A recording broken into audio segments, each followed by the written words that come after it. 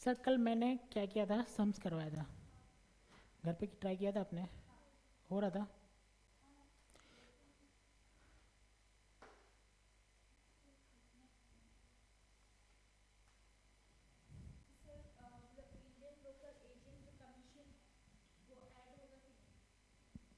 Indian broker commission होगा? नहीं, मैंने आपको बोला था ना ये चीज़ कि एजेंट के लिए होगा, बाइंग कमीशन नहीं होगा। ठीक है, आप क्या पता इंडियन ब्रोकर सेलिंग के लिए है या बाइंग के लिए, पता नहीं है। ठीक है, तो ये होगा। कहीं ना कहीं हम 100% क्लैरिटी नहीं है, बात समझो। बताइए उनको, मैसेज की। हाँ, 100% हम बता रहे हैं ना आपको, 100% नहीं है, बिकॉज कुछ अजम्पशंस आ रहा है। अंडरस्टूड? अब यही, इसी को आप इंडियन लोकल करेंसी, जो इंडियन कमीशन जो पेमेंट करना है, क्या था आपका क्वेश्चन? इंडियन एजेंट को पेमेंट करने का। अभी यहाँ पे कोई स्ट्रेट फॉरवर्ड अजम्पशन लगा तो Indian agent is the commission of Indian agent is related to buying commission, तो नहीं बोल के निकल आप पता, लेकिन डिपेंड करता है आपका इंस्टीट्यूट क्या कर, आपका इंस्टीट्यूट ले रहा है उसको, तो आप भी लो। ठीक है, ऐसे ही करना होता है, इंस्टीट्यूट लेता है तो हमको भी लेना है। ठीक है, क्लियर आ रहा है? मैं आपको फिर से बता रहा हूँ, 3 साल का मैं 3 टर्म का मैंने क्वेश्चन नहीं करवाया अभी तक। ठीक है, मेरा जो शीट है उसमें कहाँ तक है? जून, जून 24 तक शीट में अपडेटेड है। ठीक है, फिर दिसंबर 24, जून 25 और दिसंबर 25, ये 3 मैंने मेरे शीट में अपडेट नहीं है। तो आई रिक्वेस्ट कि आप लोग घर पे प्रैक्टिस करना। सम्स आ सकता है या नहीं आ सकता है एग्ज़ाम में? 100% आएगा। ठीक है, 100% आएगा, तो इतना इंश्योर करके जाना कि आएगा, तो ये तो कम पहले ही ख़त्म कर देंगे। ठीक है, ये पहले ही इसको निपटा देंगे धुरंधर की तरह।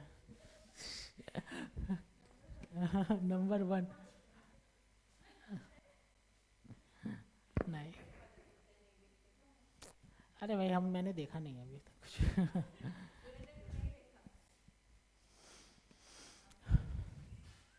ठीक है, तो सर पहला फेज में मैंने क्या करवाया था? बेसिक्स, बेसिक्स करवाया था, जिसमें मेरा पिल्फरेज आया था, डैमेज आया था, ये सब आया था। नॉटिकल माइंड मैंने बताया था, इंपोर्ट होता है तो क्या प्रोसीडियर है ये बताया था, पूछेगा नहीं। लेकिन ऐसा क्या होता है ना, फीलिंग आता है कि हाँ मैं पढ़ रहा हूँ तो क्या क्या पूछेगा नहीं, लेकिन इनडायरेक्टली क्वेश्चन तो आ रहा है ना वहाँ से। Bill of entry, entry in word, अगर मैं नहीं बताऊंगा तो आप कैसे समझोगे क्या है एंट्री इन वर्ड? ठीक है, तो वो सब चीज़ पर्पज़ के लिए मैंने वो सब आपको बताया था। ठीक है, लेकिन ये स्ट्रेट फॉरवर्ड आंसर क्वेश्चन नहीं आएगा। क्वेश्चन आएगा कहाँ से आपका? सम्स, वैल्यूएशन, समझ में आ रहा है ना? वैल्यूएशन सेक्शन 14(1), 14(2), पहले 14(1) की 2, देन 14 फेब पहले, फिर इसके 14(1). ये याद रखने का तरीका और कुछ नहीं। तो सर हो सकता है क्वेश्चन डायरेक्ट उससे आ जाए, क्या बोलता है, प्रोविज़न लिखने आ जाए, पॉसिबल आ सकता है। लेकिन मुझे जो ऐसा फील लग रहा है फ्रॉम द पास्ट ट्रेंड, आपका क्वेश्चन आएगा सम्स, ज़्यादा फोकस्ड है सम्स में। ठीक है, but I am not disrespecting the provisions, वो भी आ सकता है, कम चांस बेट कैन कम।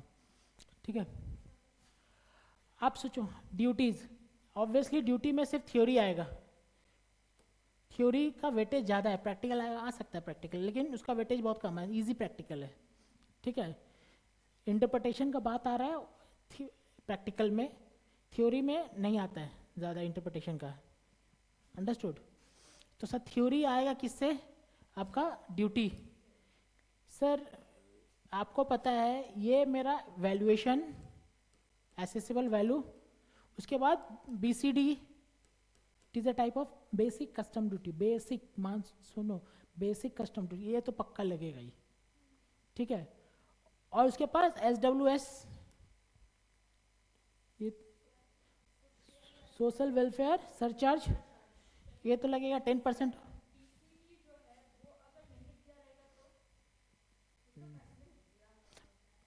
देखो क्वेश्चन है सर, क्वेश्चन ये है बीसीडी अगर नहीं दिया है तो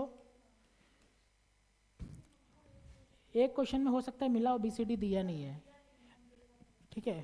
लेकिन आप दूसरा चीज़ बीसीडी नहीं दिया हुआ है तो आपको थोड़ा सा स्मार्टली खेलना पड़ेगा। क्या खेलना पड़ेगा, क्वेश्चन में क्या मांग रहा है, क्या एसेसेबल वैल्यू तक ही निकालने बोल रहा है, तो हो सकता है बीसीडी नहीं दिया होगा, क्योंकि एसेसेबल वैल्यू तक ही निकालना है आपको, आपको वैल्यूएशन का सम्स है, पहला बात। दूसरा बात सर बोला ड्यूटी निकालो, लेकिन रेट नहीं दिया, तो अज्यूम करो उसका rate. It is assumed that आपका 12% बीसीडी है या फिर 10% बीसीडी है, अज्यूम करके लिख सकते हो। लेकिन ये बहुत रेयर टू रेयर चांस है, ऐसा होता नहीं है जल्दी। हो सकता है कि पहले में कभी दिया होगा, लेकिन अभी नहीं देगा, आपको पक्का रेट देगा। अरे आपको 2-3 रेट देगा भा, आपको 2-3 रेट देगा कि गलती निकाल करो इसमें। नहीं देने वाला कम चांस है, नहीं होगा, ऐसे नहीं होगा। लेकिन ऐसे अगर नहीं दिया हुआ है, लेकिन अगर देखो तो सम्स में क्या है, एसेसेबल वैल्यू तक ही बोला तो ठीक है, नहीं दिया तो हमको क्या मतलब है। लेकिन ड्यूटी निकालने बोला है, लेकिन ड्यूटी का रेट नहीं, तो अज्यूम करके निकल जाओ। एसडब्ल्यूएस में अजम्पशन का कोई बात नहीं है, वो मैंने स्ट्रेट फॉरवर्ड 10% बोल दिया आपको, ठीक है। Okay sir, types of duty मैंने आपको बोला था sir, import duty is under first schedule of custom tariff act, first schedule of custom tariff act, और export duty second schedule of custom tariff act, ठीक है। फर्स्ट में import, then second में import, MCQ में आ सकता है, ठीक है, इसलिए मैंने आपको बता रहा हूँ, ठीक है।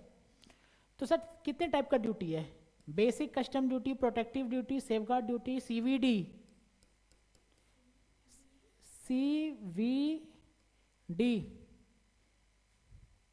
ठीक है, काउंटर वेलिंग ड्यूटी, फिर anti dumping duty, IGST, compensation cess, these all are types of duty. तो मतलब बोला जाए तो सर ये तो नॉर्मल है, और ये बाकी स्पेशल है, और ये जीएसटी है। 1 2 3 4 स्पेशल ड्यूटी, एक नॉर्मल ड्यूटी, बेसिक ड्यूटी, और 2 जीएसटी, ठीक है। अब हमको पढ़ना क्या है सर, ड्यूटी तो बहुत इजी है, आपको रेट बता देंगे, ड्यूटी निकाल देंगे, कैलकुलेटर है, ठीक है। थ्योरी में क्या आएगा, थ्योरी में आएगा कि सर ये ड्यूटी कब लगेगा, ठीक है। सर आप बोलेंगे सर जब गवर्नमेंट नोटिफाई करेगा तब लगेगा, अपने मन से थोड़ी ना लगेगा कोई ड्यूटी, जब गवर्नमेंट नोटिफाई करेगा तब लगेगा। तो क्वेश्चन है कि गवर्नमेंट नोटिफाई कब करेगा, दैट्स द केस, कब नोटिफाई करेगा गवर्नमेंट ड्यूटी। तो सर आप यहाँ देखो, एक्सपोर्ट ड्यूटी लगता है क्या, नहीं लगता, ठीक है। अभी इंडिया में एलपीजी का प्रॉब्लम है, और आप क्या किए, एलपीजी एक्सपोर्ट कर रहे हैं, तो अब है कि नहीं, तब गवर्नमेंट चाहेगी क्या, नहीं चाहेगी, तो क्या लगाएगी उस पर, ड्यूटी, ठीक है। तो मतलब there should be a reason to impose the special duty, special duty की बात कर रहा हूँ, there should be a reason to impose special duty, there are reason to import basic duty also. Basic duty क्यों लगाती है, आप India है,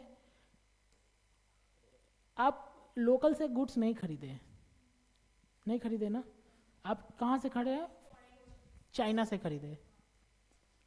चाइना में क्या प्रॉब्लम है, वो बहुत सस्ता निकालता है,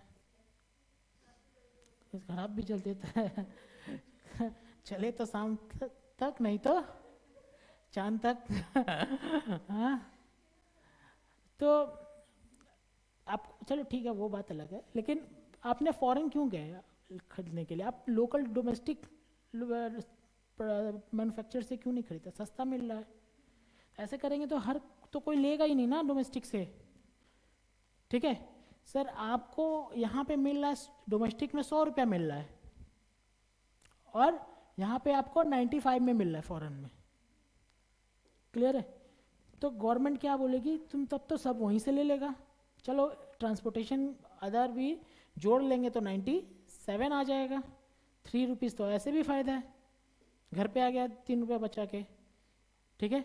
10 लाख यूनिट रोल आएंगे तो 10 लाख इंटू 30 लाख रुपया महीना का सेविंग्स है कि नहीं। तो गवर्नमेंट बोलेगी तब तो मेरा यहाँ का बैठा हुआ आदमी बैठा ही रह जाएगा। तो गवर्नमेंट क्या करेगी ना, जानबूझ के ऐसे बेसिक कस्टम ड्यूटी लगा देती है सो दैट वो 3 रुपये आप जो कमा रहे हैं ना वो किसको मिल जाए, कस्टम ड्यूटी में मिल जाए, सो दैट आपके लिए यहाँ लाना का खर्चा भी कितना पड़ जाए 100। तो इन डिफरेंस आ जाए तो आप बोले अरे जब हमको वहाँ यहाँ और यहाँ से इजी ही मिल रहा है, मतलब उतना जाओ खर्चा है बात करो, इससे अच्छा हमको लोकल से ही मिल रहा, तुम लोकल से ही 100 में खरीद लेते हैं। आटा कहाँ से खरीदते हैं आप, दुकान से, बगल वाला दुकान से खरीदते होंगे, ठीक है। और वो सेम वो आटा आपको दूर में मिल रहा होगा तो आप चले जाएंगे दूर में लेने के लिए। अरे नहीं जाएंगे, हम तो चले जाएंगे हम तो चले जाएंगे भाई, जो 10 रुपया बच जाए। लेकिन वो डिपेंड कर लग जाएगा, लेकिन वो डिपेंड होता है सकता है जाने के आने के खर्चा निकाल के भी 10 रुपया बच जाए। मेरे घर के बगल वाला में जो आटा वाला है वो बोला कि कितना में लेते हो दादा, वो मैंने बोला 100 रुपये में मिलता है और आप तो देते हैं 120 रुपये में, मतलब मैं आपको भी दे दूंगा 100 रुपये में, आप मेरे से लें तो मैं तो उसी से लूँगा ना, फिर अलग से हैरेसमेंट क्यों लाऊंगा लेने के लिए। तो वही कॉन्सेप्ट है। तो वो क्या है कि सब्सिडाइज नहीं करेगा और गवर्नमेंट उसको महंगा कर दिया। मैंने मेरे एग्जांपल में क्या है कि मैंने मेरे एग्जांपल में लोकल वाला ने डिस्काउंट दे दिया, लेकिन ऐसा नहीं होता, गवर्नमेंट ने उसको महंगा कर दिया। अंडरस्टूड। तो ये है बेसिक कस्टम। तो एक नॉर्मल सा ड्यूटी है 10% 12% वो लगा देता है, किसी का फ़ायदा भी तभी भी होता है तो किसी का नुकसान तभी भी होता है, जो भी हो। तो गवर्नमेंट बीच में से और कॉस्ट बढ़ाने का ट्राई करती है सो दैट लोकल मैन्युफैक्चरर को हर्ट नहीं हो, मतलब उसका बिजनेस हर्ट नहीं हो कि सबको बाहर से नहीं खरीदे इंडिया, क्योंकि कोई बाहर से अगर लेके आएगा तो उसको तो पैसा भी तो डॉलर या येन में देगा ना, इंडिया का तो रिजर्व जाएगा फॉरेन रिजर्व, तो गवर्नमेंट नहीं चाहती ये सब चीज़ हो ज़्यादा, ठीक है। इसीलिए आप यहाँ से खरीद तो जीएसटी लगता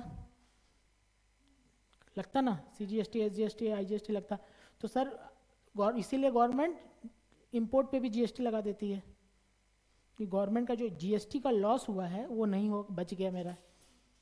आ रहा ना, लास्ट में GST लगता है ना, तो क्यों लगता है, टू कंपनसेट द लॉस हाँ मिलता, वो लॉस कंपनसेट करने के लिए लगाती है वहाँ से। क्लियर है, ओके। तो पढ़ते हैं। सबसे पहले SWS, पता ही आपको, SWS से social welfare charge 10% of total custom duty applicable on imported good, not applicable on export. SWS not applicable on foreign में, बाकी जो स्पेशल ड्यूटी है उस पर SWS नहीं लेता, ये तो आपको पता ही है। Example, goods 1 lakh imported, applicable rate custom duty 10%, custom duty shall भी 1 लाख, कस्टम ड्यूटी 10%, SWS इसका 10%, टोटल 11,000 टोटल ड्यूटी पेबल, ठीक है। बेसिक कस्टम ड्यूटी कुछ नहीं है सर, तो इजी है। तो सर बेसिक कस्टम ड्यूटी में भी दो है, एक है प्रेफर्ड कस्टम ड्यूटी और एक है standard custom duty. Preferred rate और स्टैंडर्ड रेट, प्रेफर्ड रेट और स्टैंडर्ड रेट कब निकलेगा, वैल्यूएशन में क्या होता है, कुछ गुड्स जिसका वैल्यू ऑलरेडी गवर्नमेंट फिक्स करके रखी है, हम पहले उधर जाएंगे, है ना, पहले उधर जाएंगे चेक करेंगे, उसका नहीं है तब जाके सेक्शन 14(1) में वैल्यूएशन करेंगे, है कि नहीं। सिमिलरली ऐसे यहाँ भी है, कुछ ऐसा कंट्री है जिससे इंडिया का रिलेशन बहुत अच्छा है और उसको बोली है इतना अच्छा है, गए मोदी जी हाथ वाथ मिला के आए, मिला के पता बोला कि मेरे यहाँ का कस्टम ड्यूटी 10%, लेकिन आपके कंट्री से आएगा तो 5% होता है ना। तो इससे क्या होगा कि वहाँ का जो एक्सपोर्टर है उसको भी लगेगा कि हाँ जल्द हम भेज सकते हैं ज़्यादा, क्योंकि जो इम्पोर्टर है उसको कॉस्ट कम पड़ रहा है कि नहीं।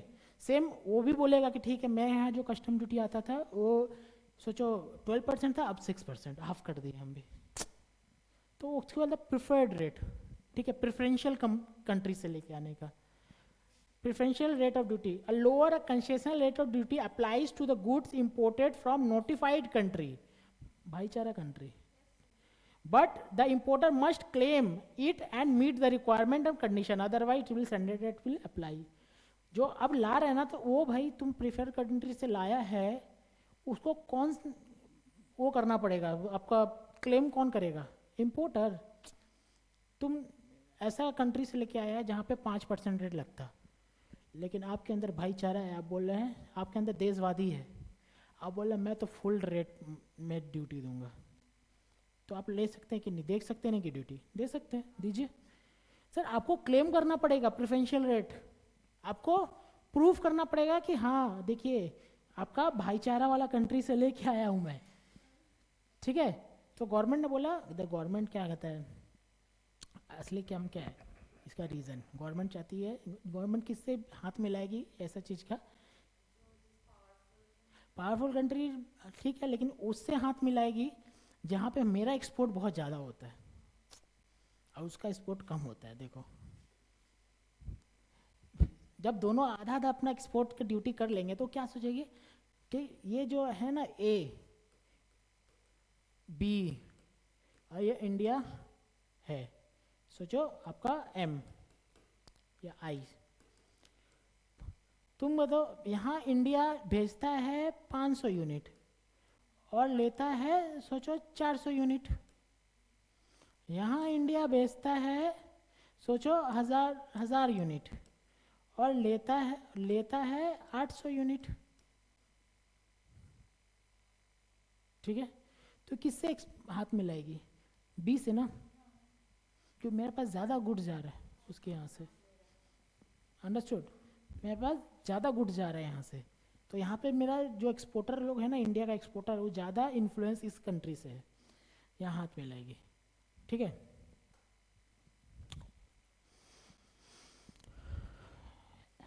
तो सर आपको वो तो कभी नहीं चाहेगी कि मेरा खुद जो इंपोर्ट हो रहा है इंडिया में वो सस्ता हो, वो नहीं चाहेगी, इंडिया नहीं चाहेगी, लेकिन करना पड़ेगा, ठीक है. तो उसके लिए तब अब क्या बोल दिया है, इंपोर्टर को क्लेम करना पड़ेगा और कंडीशन सारा रिक्वायर करना पड़ेगा. हो सकता है इंडिया में कुछ कंडीशंस है कि आप गुड्स लेके आ रहे हैं तो इस कंट्री से लेके आ रहे हैं, ऐसा ढांचा में लेके आना पड़ेगा, ऐसा पैकेजिंग में हो सकता है लेके आना पड़ेगा, ठीक है. गुड्स जो आप वेयर हाउस से 20 दिन के अंदर ही निकाल पाएंगे, वैसे कुछ कंडीशन लगा सकती है गवर्नमेंट. तो वो सब कंडीशन सारा आपको सेटिस्फाई करना पड़ेगा, तो भी आपको प्रेफरेंशियल रेट मिलेगा, ठीक है. अगर नहीं मिला तो स्टैंडर्ड रेट.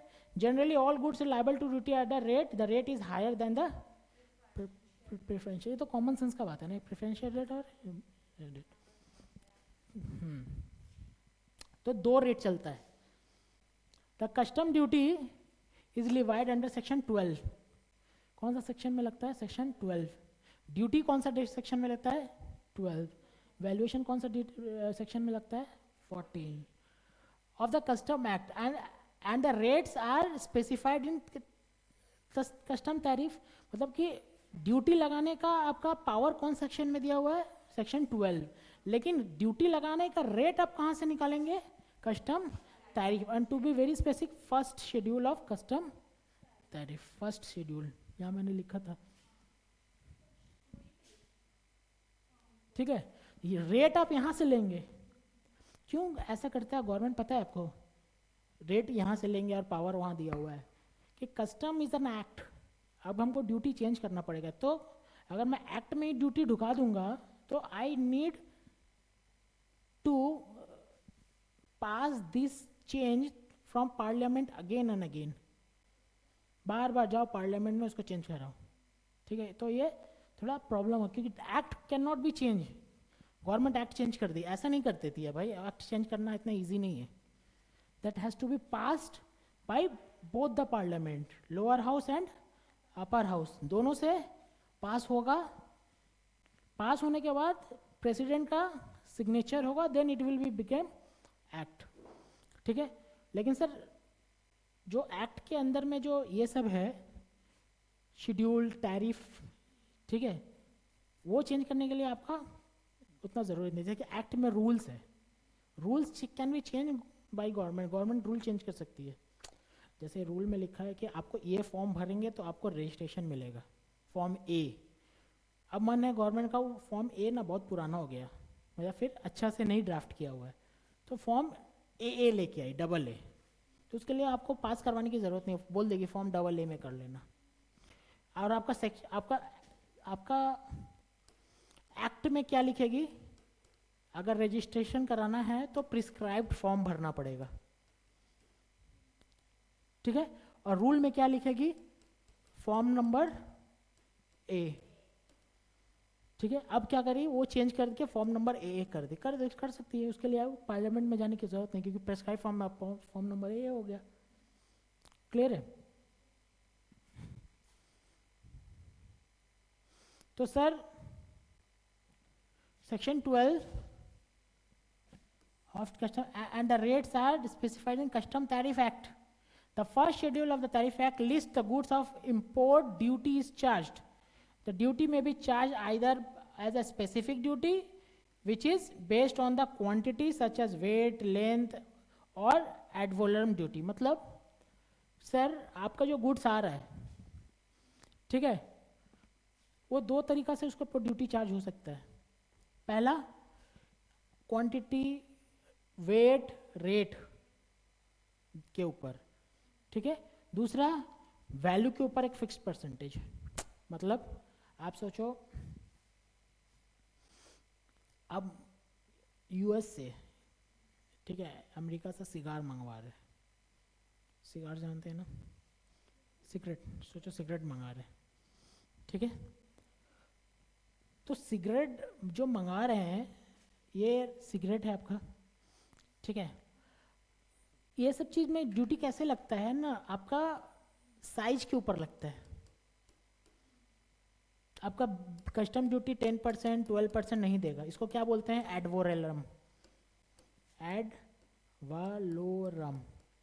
मतलब किस, नहीं, जो इस पूरा रेट पे होता है, ठीक है। और इसको क्या बोलते हैं, duty based on weight, size etcetera, जो भी हो।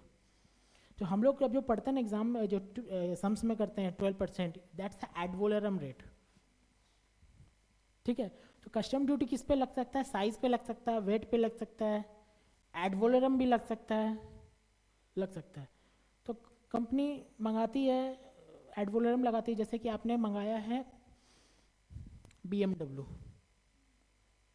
BMW मंगाया, तो BMW बेसिकली किस पे, एड वैलोरम पे नहीं लगता, वो आपका साइज पे लगता है कि गाड़ी का साइज क्या है, मोटर का सीसी क्या है, ठीक है। आपने स्पोर्ट्स कार्ड मंगाया, उसका मोटर का सीसी बहुत ज़्यादा है, तो वो ऐसा रेट लगेगा कि 3000 जो 4000 सीसी, जो 1500 सीसी से कम रहेगा तो ड्यूटी नहीं है, एड वैलोरम में लगेगा। उससे ज़्यादा रहेगा तो इतना ड्यूटी लगेगा, 5600 रुपया ड्यूटी लगेगा परमिट पर, मतलब एग्जाम्पल के तौर में बोल रहा हूँ। उसके बाद उससे ज़्यादा मंगाया तो सोचो आपका ड्यूटी नहीं, आप सोचो आपने 1500 सीसी मंगाया, कोई ड्यूटी नहीं, एड वैलोरम में 10% नॉर्मल ड्यूटी लगेगा। सोचो आपने 1500 से 3000 के बीच में मंगाया, तो आपका ड्यूटी लगेगा बेस्ड ऑन स्पेसिफिक सीसी है ना, आपका ड्यूटी लगेगा से 10 लाख रुपया, ठीक है। ऐसे ऐसे करके आपका ड्यूटी, बस 3000 से ज़्यादा मंगाया तो लगेगा 15 लाख रुपया। ऐसे ऐसे करके based on weight, based on length, based on size, quantity, आपने 2 मंगाया तो अलग ड्यूटी लगेगा। ऐसे ऐसे करके ड्यूटी का शेड्यूल रहता है। तो सर याद करना है, कुछ याद नहीं करना है, जैसे मैं बता रहा हूँ, ठीक है। आपको एग्जाम में सिर्फ एड वैलोरम ही देख के निकाल देगा, ठीक है, नहीं आएगा समझ। IGST आपको बता दिया, to compensate the local loss of local GST, ठीक है। क्या है, the goods imported into India are also subject to IGST। Sir CGST SGST लगेगा क्या, कभी नहीं लगेगा, कभी नहीं लगेगा, ठीक है। Always IGST। In addition to custom duty के अलावा such IGST charge at the same rate as a similar goods were supplied within India. अगर सेम गुड्स, मैंने क्या बोला, अगर सेम गुड्स आप इंडिया से लेते तो गवर्नमेंट का लॉस हो गया ना, तो आपको जब गुड्स बाहर से लेके आएंगे तो आपको सेम रेट देना पड़ेगा जो इंडिया में अगर खरीदते तो देता। ठीक है, आपने आशीर्वाद आटा मंगा लिया, ठीक है आशीर्वाद आटा मंगा लिया, तो आटा का दाम रेट क्या है आपका 5% जीएसटी, 5% जीएसटी आपको देना पड़ेगा। लेकिन ऐसा कोई मंगाता है, आटा कौन मंगाएगा बाहर से? तो बेसिकली गुड्स मंगाता है, कार मंगाता है, उस कार का जीएसटी रेट इंडिया में क्या है, तो वो सेम वही सी रेट पे जीएसटी आपका कस्टम ड्यूटी में ऐड होगा। ठीक है, तो आपको ये भी कैलकुलेशन पता ही है, 10,10,000 लास्ट में जीएसटी। सर सबसे लास्ट में जीएसटी, आई रिपीट सबसे लास्ट में जीएसटी। ठीक है, कंपनसेशन सेस, ठीक है, आपने कंपनसेशन सेस क्या होता है? सर कुछ कुछ प्रोडक्ट होता है ना, सिन प्रोडक्ट इसको बोलते हैं, SIN, सिन प्रोडक्ट। सिन का मतलब क्या होता है पता है? पाप। पाप, पाप कर दोगे भगवान देख रहा है, यस, गंदा खराब प्रोडक्ट, नेगेटिव सेंस है। कौन कौन सा? मसाला, पान मसाला, टोबैको, ठीक है, aerated water, high and car, ये डाल दिया लेकिन कार, ठीक है, ये सब जो गुड्स होता है ना, या तो बहुत ही अच्छा क्वालिटी का गुड्स नहीं होता है, गवर्नमेंट चाहती है, डिस्करेज करती है खरीदने के लिए, या फिर जो खरीदता है तो बहुत ही पैसा वाला खरीदता है, तो गवर्नमेंट चाहती है कि पैसा वाला को लूट ले। ठीक है, गवर्नमेंट का जो ज़्यादा कमाता है उससे ज़्यादा टैक्स लेने, ठीक है, गवर्नमेंट का यही मोटो रहता है। इन दैट केस वो क्या करती है, जब उसको पता है कि जो एक आदमी है जो बाहर से कार मंगा रहा है 1 करोड़ का, उसे और 50 लाख रुपया ले लेते हैं, क्या ही इसको फर्क पड़ेगा ठीक है, तो सर जहाँ वैसे ऐसे करके तो 1 करोड़ को जोड़ के तो बेसिक कस्टम ड्यूटी वेटी है आपका, फिर IGST जोड़ जाड़ के 1 करोड़ का गाड़ी कितना का हो गया, 1.5 करोड़ का, फिर उसके बाद एक्स्ट्रा और सेस लगा देती है, तो वो 1.5 करोड़ का गाड़ी 1 करोड़ 70-80 लाख का हो जाता है। गवर्नमेंट बीच में एकदम पेट भर भर के खा लेती है समझ में आ रहा है? तो बस यही चीज़ है, addition to the IGST cess भी है, देख लो, SSL value, basic custom duty, SWS value, IGST इतना, देख लो सेस भी, जो आपका IGST है, तो नहीं जी आपका IGST जिस पे लगेगा उस पे 28%, मतलब यहाँ पे आप 18% दे रहे हैं, यहाँ पे 28%, टोटल आप 46% दे रहे हैं GST, देख रहे हैं? बोल देगा, नहीं खुद का मर्जी से कुछ नहीं लगाएंगे, खुद का मर्जी से 3 चीज़ लगेगा, खुद का मर्जी मतलब कि एक सोशल वेलफेयर और एक IGST बोला है तो लगेगा, ठीक है, और कुछ नहीं, लेकिन ये सब बोलेंगे तो 18% मान के ख़त्म कर देना, नीचे नोट लिख देना, ठीक है, क्लियर? ओके, तो देखो ये कितना का गुड्स लाया था, 1 लाख क्या, नहीं 1 लाख का, और कितना का हो कि ड्यूटी देना पड़ रहा है उसको 62,000, तो 1,62,000 का उसका गुड्स हो गया। यहाँ से देखो स्पेशल ड्यूटी यहाँ से स्टार्ट है, प्रोटेक्टिव ड्यूटी। प्रोटेक्टिव ड्यूटी का क्या मतलब होता है? Sir protective duty to protect the domestic companies, तो एक तो सर बेसिक ड्यूटी भी तो आप वैसे ही लगा रहे थे, नहीं एक्स्ट्रा प्रोटेक्शन, एक्स्ट्रा प्रोटेक्शन, मैंने आपको क्या बोला कि सर आपके घर पे मतलब कि इंडिया पे कितना का मिल रहा था, 100 रुपया में, ठीक है सर, बाहर में कितना में मिला था, 90 रुपया में, 90 रुपया में, ट्रांसपोर्टेशन कॉस्ट यहाँ ला के कितना हो रहा था, 92, सब सोचो 2,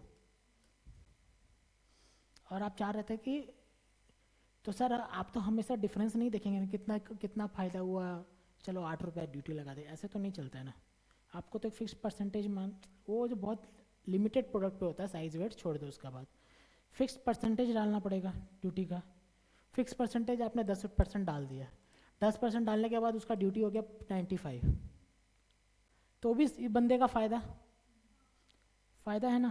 तो और लाएगा और लाएगा और लाएगा, और फिर जो यहाँ पे जो बैठा है 100 रुपये का बेचने के लिए, वो क्या करेगा? हाँ, वो क्या करेगा? जो 100 रुपया बेचने के लिए खड़ा है डोमेस्टिक में, उसका दुकान बंद हो जाएगा। ठीक है, तो क्या हो ना कि जो इंडस्ट्री है, जैसे कि ये सोचो आपका एफएमसीजी नहीं, heavy industry, heavy steel industry, सोचो स्टील इंडस्ट्री में क्या होगा कि ये लोग तो अपना सर पकड़ के ऐसे बैठा रहेगा कि गुड्स कहाँ से आ रहा है, सारा इंपोर्ट से आ रहा है, चाइना भेज रहा है सस्ता वाला स्टील। ठीक है, और अपना टाटा स्टील बैठा हुआ रहेगा। इन दैट केस वो लोग क्या करेगा, रिक्वेस्ट करेगा किसको? गवर्नमेंट को, कि भाई हम लोग का एक तो गवर्नमेंट का इनिशिएटिव था, 10% लगा दिया, वो तो सब में ही है, लेकिन तो गवर्नमेंट ऐसे करके थोड़ी ना बैठी रहे, मतलब कि क्या होता है ना, छोड़ देती है, उसके पास वो बहुत कम है। लेकिन कोई इंडस्ट्री सही में, और मतलब लगाने के बाद भी ड्यूटी लगा 10% ड्यूटी लगाने के बाद भी, तो भी लॉस में जा रही है। समझ में आ रहा है ना? तो गवर्नमेंट का तो पर्पस था ना कि यहाँ पे सबको इक्वल में कर दे, लेकिन नहीं हो रहा इक्वल। तो गवर्नमेंट को रिक्वेस्ट करेगा इंडस्ट्री कि भाई सर देखो कितना एक्सपोर्ट इंपोर्ट हो रहा है, और मेरा इंडस्ट्री सफ़र कर रहा है इससे। I request to impose productive duty, protect our self, kindly protect our self, कि हम लोग का जो गुड्स है बिके। तो गवर्नमेंट क्या करेगी, 95 हो रहा था ना, और एक्स्ट्रा ड्यूटी बढ़ा देगी। 10% तो आपका कस्टम ड्यूटी था ही, एक्स्ट्रा प्रोटेक्टिव ड्यूटी लगा देगी। कितना? वो डिपेंड करता है कि गवर्नमेंट क्या करती है कि काउंसिल को भेज देती है कि तुम पता करो कितना ड्यूटी लगाना चाहिए। ठीक है, और अपने मन से कोई काउंसिल बोल दिया कि ठीक है 20% ड्यूटी लगा देते हैं, एक्स्ट्रा 20% ड्यूटी, और देखते हैं कि ये 20% ड्यूटी सही है कि नहीं है। ठीक है, बाद में पता चला कि सर ये 20% नहीं होना चाहिए था, ये 12% भी होता तो हो जाता, तो क्या करेगी? 8% रिफंड कर देगी। इंपोर्टर तो इंडिया का ही है ना, रिफंड कर देगी। तो ऐसे ही चलता है। पहले रिक्वेस्ट करता है कौन? पहला बात तो डिपेंड करता है कि ये जो आइडेंटिफाई कौन किया। हो सकता है कि कोई गवर्नमेंट ही आइडेंटिफाई कर दी है, उसको कैसे पता चल रहा है? पता चल रहा है ना, क्यों? कि सर आप जो पैसा दे रहे होंगे तो वो तो फॉरेन करेंसी दे रहे होंगे ना, किससे लेके दे रहे होंगे? आरबीआई से। गवर्नमेंट का फॉरेन करेंसी रिजर्व खाली हो रहा है, क्यों रिजर्व खाली हो रहा है भाई? तो पता चला इंपोर्ट बहुत ज़्यादा आ रहा है। क्यों हो रहा है इंपोर्ट ज़्यादा? सर ये तो भाई प्रोटेक्टिव ड्यूटी लगा दो in the interest of the आपका इंडस्ट्री। ठीक है, हो सकता है गवर्नमेंट नहीं पता कर रही है, हो सकता है कौन पता कर रहा है? इंडस्ट्री वाला ही बोल रहा है कि भाई बचा लो मुझे। ठीक है, भाई बचा लो मुझे, तो क्या कर रहा है कि तब वो फिर इंपोर्ट ड्यूटी फॉर कोई स्पेशल ड्यूटी लगा देगी, सेफ गार्ड ड्यूटी लगा देगी, safeguard to for the industry. ठीक है, तो डिपेंड करता है कौन। गवर्नमेंट भी कर सकती है, अपना सो मोटा लगा दी, और फिर किसी का रिक्वेस्ट भी लगा दी। लगाने से पहले क्या करती है कि पहले तो प्रोविजनली लगा देती है 20% नहीं लगा देती है, कुछ भी प्रोविजनली लगा देती है। फिर बोलती है टैरिफ काउंसिल को। इसमें कौन रहते हैं सर? एक्सपर्ट लोग रहते हैं, गवर्नमेंट की तरफ से एक्सपर्ट रहते हैं। वो मार्केट का सर्वे करते हैं कि भाई जो मैंने ड्यूटी लगाया है 20%, 10%, जो भी एडिशनल ड्यूटी लगाया है, in the name of protective duty, in the name of safeguard duty, in the name of anti dumping duty, कुछ भी हो, वो क्या सही है कि ये लोग झूठ मूठ का आके बोल रहे थे? मुझे बताओ। अरे समझ में, कि वो लोग झूठ मूठ का आके बोल रहे थे, कौन? इंडस्ट्री वाले, या हो सकता है गवर्नमेंट ने ही झूठ मूठ का लगा दिया, ऐसा होना नहीं चाहिए था। तो वो लोग सर्वे करते हैं, सर्वे करके पता चलता है कि सर बात तो सही है, ठीक है, एक्सेसिव इंपोर्ट तो हो रहा था, लेकिन इंपोर्ट और नॉर्मल प्राइस में जो डिफरेंस था ना, ठीक है, वो आप 12% या 12 to 13% भी लगा देंगे तो भी चलेगा। तो गवर्नमेंट को रिपोर्ट कौन देता है? काउंसिल। ठीक है, रिपोर्ट जो टैरिफ काउंसिल है, टैरिफ कमीशन। टैरिफ कमीशन, एक कमीशन रिपोर्ट देता है, रिपोर्ट सबमिट करता है किसको, सेंट्रल गवर्नमेंट को, कि सर आपने जो 20% लगाया ना वो ज़्यादा ही लग रहा है, वो आप 12% भी लगाने से चलेगा, तो ठीक है 8% क्या करती है, रिफंड कर देती है, रिफंड कर देती है इंपोर्टर को कि मैंने एक्सेसिव लगा दिया था आपके ऊपर, आप ले लो यहाँ से रिफंड। आ रहा है क्लियर में, समझ में आ रहा है स्ट्रक्चर। अब पढ़ो, in order to protect the interest of the industry, protective duty established in India, industry established in India, central government may impose protective duty on any goods imported to India. कोई भी goods अगर import हो रहा है India में और for the sake of protection of industry established in India, government may impose protective duty. ठीक है, the government impose such duty based on the recommendation of the tariff commission established under the tariff commission act and this duty being effective from the date. ये recommendation कौन देता है ड्यूटी लगाओ, tariff commission, tariff commission ही recommendation देता है। Recommendation तो कोई भी दे सकता है, इंडस्ट्री भी दे सकता है रिकमेंडेशन, टैरिफ कमीशन भी दे सकता है, गवर्नमेंट को खुद लगता है तो वो भी डाल देगा, ड्यूटी लगाने में सब एक्सपर्ट है यहाँ पे, ठीक है। तो कोई भी दे सकता है, टैरिफ कमीशन दे सकता है, सेंट्रल गवर्नमेंट खुद मन से भी लगा सकती है, कोई इंडस्ट्री रिप्रेजेंटेशन दे दिया कि ड्यूटी लगा दो तो वो ड्यूटी लगा सकती है, ठीक है। तो इसमें सर कौन रिकमेंडेशन दिया है, टैरिफ कमीशन किसको दिया है, सेंट्रल गवर्नमेंट को, ठीक है। सेंट्रल गवर्नमेंट में इम्पोज सेंट्रल गवर्नमेंट इम्पोज कर देती है। Example, the government notices that cheap imported steel entering into India at low price. Government क्या नोटिस कर रही है कि चीप स्टील आ रहा है इंडिया में, making it difficult for the industrial steel manufacturer to compete. भाई सस्ता आएगा तो वो लोग को प्रॉब्लम आ जाएगा ना, सो मत जाना। कहानी की तरह लग रहा है क्या? हाँ हाँ, सही कॉम्प्लीमेंट है क्या किस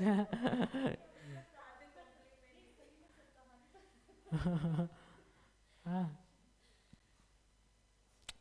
क्या ना कि लोग को थोड़ा कहानी की तरह नहीं बताएंगे ना तो आपको नहीं आएगा, बोरिंग लगने लगेगा,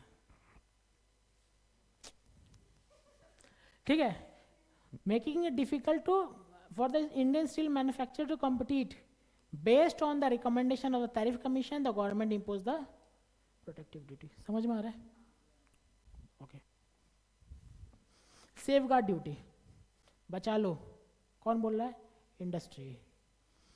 If the government is satisfied, कौन satisfied है, government, that the particular product is being imported into in India large quantity।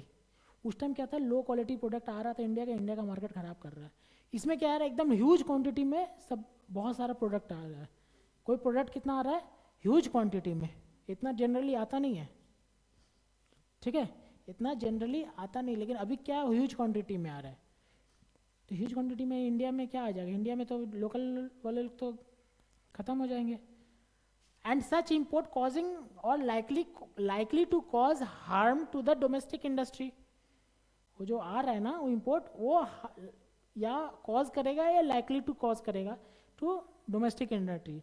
It may impose appropriate safeguard measure to take the measure on that product to protect the domestic industry.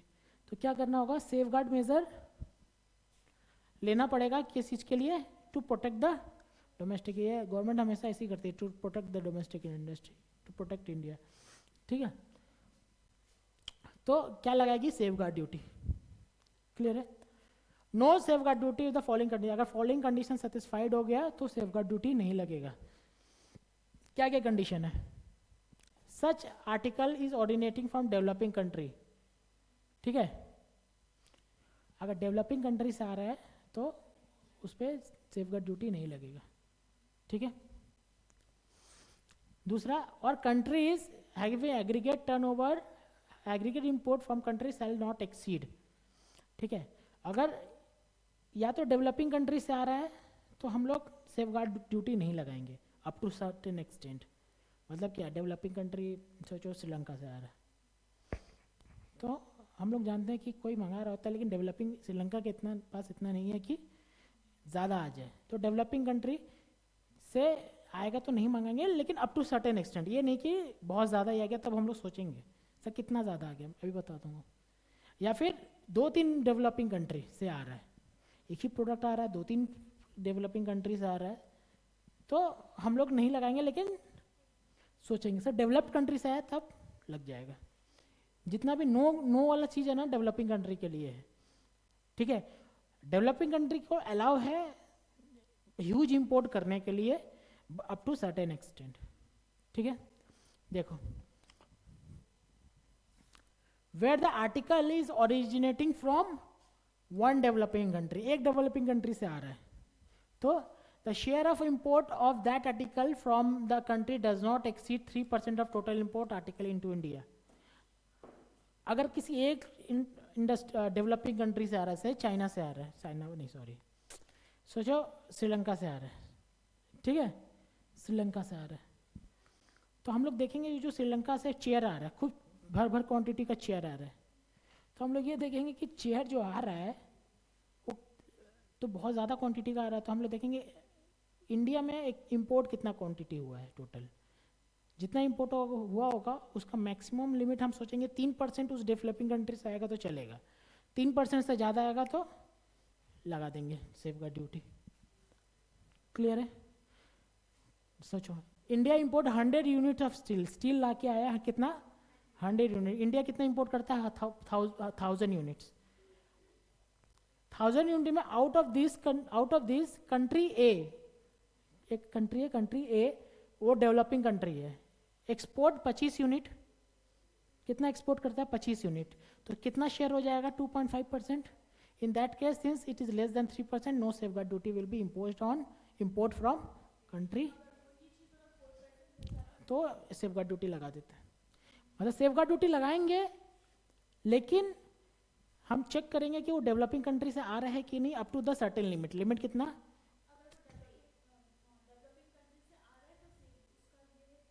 3 from one developing country. अगर one developing country से खाली आ रहा है, ज़्यादा हमको ऐसा feel हो रहा है कि बहुत आ रहा है, तो वो मैक्सिमम कितना आना चाहिए 3%, तो हम लोग कंसिडर करेंगे सेफगार्ड ड्यूटी लगाने की ज़रूरत नहीं है, ठीक है। Sir what if more than one developing country, अगर एक कंट्री से ज़्यादा आ रहा हो तो सर टोटल में हम लोग चेक करेंगे टोटल डेवलपिंग कंट्री कितना है, कितना आ रहा है, उसका टोटल से 9%, जो हम लोग 3% के लिए देख रहे थे वो 9%, मतलब कि सर एक ही प्रोडक्ट आ रहा है मल्टीपल डेवलपिंग कंट्री से, पहले तो एक प्रोडक्ट आ रहा था कहाँ से, एक ही कंट्री से, लेकिन अब एक वही प्रोडक्ट आ रहा है मल्टीपल डेवलपिंग कंट्री से, तो सर वो मैक्सिमम कितना आना चाहिए इंपोर्ट 9% टोटल में, अगर ज़्यादा आ गया तो हम पूरा सेफगार्ड लगा देंगे। India import 1000 unit of steel into India, import from developing country, ठीक है, country A country B country C, total कितना आ रहा है 8%, since it is less than 3% no safeguard duty will imposed from country A।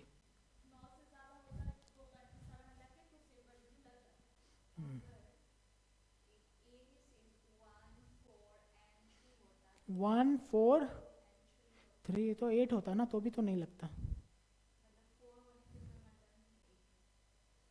नहीं कोई होने, अगर हमको मल्टीपल देखना है तो ये 3 से भी ज़्यादा हो सकता है, 5 2 1 तो भी नहीं लगेगा,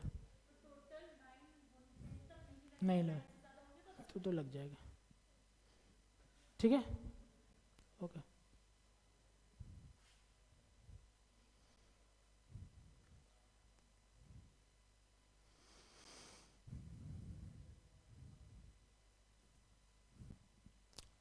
Provisional safeguard duty. The government can impose a temporary safeguard duty based on the initial finding of harm of domestic industry, but it can remain in force maximum कितना 200 days. If it later found that no injury was caused, the duty collected shall be refunded. Provisional लगा दिया मैंने और tariff commission को बोल दिया check करो, लेकिन जो प्रोविजनल है जो लगाया मैंने, मैं कितने दिन के लिए लगा सकता हूँ 200 दिन के लिए, अगर नहीं आया 200 दिन के अंदर कुछ भी अगर रिपोर्ट, मतलब 200 दिन के अंदर रिपोर्ट जमा देना पड़ेगा, बोलने का मतलब ये है, तो 200 दिन के अंदर अगर रिपोर्ट नहीं जमा किया तो लेकिन एक्चुअली ये तो लिखा हुआ है ना, लेकिन 2 से 3 के अंदर दे देगा, कुछ ना कुछ उल्टा सीधा बना के दे देगा वो लोग। मैं प्रैक्टिकल बता रहा हूँ ये आपको कि टैरिफ कमीशन जो बैठा है उसको क्या फ़र्क पड़ता है, तुम लगाओ नहीं लगाओ, आप समझ रहे हैं। उसका घर का रहता तो सोचता। प्रैक्टिकली बता रहा हूँ, मतलब किसी को लग रहा है कि 2 से दिन अच्छा है, लेकिन सोचने का एक तरीका है। Duration of safeguard duty अगर लग गया, safeguard duty is generally applicable for up to 4 years। The government it can, but the government may extend up to 10 years। ठीक है, रिपोर्ट में आ गया, जमा हो गया कि हाँ सही है, तो कितना साल के लिए लगेगा? 4 साल के लिए, लेकिन वो एक्सटेंड करके 10 साल भी कर सकता है, 14 हो जाएगा। नहीं, एक्सटेंडेबल अप टू 10 years, 10 साल तक एक्स्ट्रा 6 कर सकता है। ठीक है, नॉन अप्लीकेबिलिटी ऑफ ईओयू, अगर ईओयू में इंपोर्ट हो रहा है तो एप्लीकेबल नहीं है safeguard. Safeguard duty including provisional duty does not apply to the imported by EOU and SEZ, समझ में आ रहा है, unit, unless it is specifically mention that notification, unless it is specifically mention in the notification, notification में mention है कि लगेगा तो लगेगा, नहीं तो नहीं लगेगा। ठीक है, और if such goods are sold और used in the domestic market, अगर एसईजेड कहाँ भेज दिया? डोमेस्टिक मार्केट में, तो लग जाएगा custom duty, safeguard duty. In that case duty is applied only on the portion of goods clear into the domestic area. इसका मतलब सर एसईजेड है, किस लिए है एसईजेड? सिर्फ एक्सपोर्ट के लिए।